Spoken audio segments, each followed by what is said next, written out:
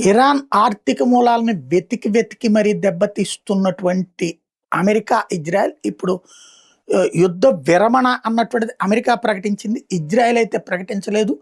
Israel అసలు ఈ మధ్యన చెయ్యట్లేదు. అమెరికా చేస్తూ ఇజ్రాయెల్‌ని పక్కన కూర్చోబెట్టింది.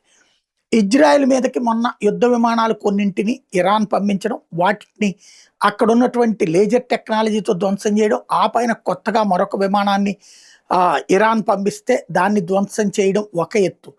దానికి ప్రతీకారంగా ఇరాన్‌లో ఉన్నటువంటి పెట్రోకెమికల్ కాంప్లెక్స్ ఇప్పటిదాకా పెట్రోలియం నిల్వలు లేదంటే ఈ గ్యాస్ నిల్వలు వీటిటి జోలికి పోవట్లేదు. ఎందుకంటే అది పేలడం బిగినైతే మొత్తం రచ్చరచ్చ అయిపోతది. ఆ పైన వీళ్ళు గూడా వెళ్ళి గల్ఫ్ దేశాల్లో ఉన్న వాటిని ధ్వంసం చేస్తామంటున్నారు గాబట్టి, అది అంతర్జాతీయ సంక్షోభానికి కారణమవుతుందని ఆగుతోంది అమెరికా.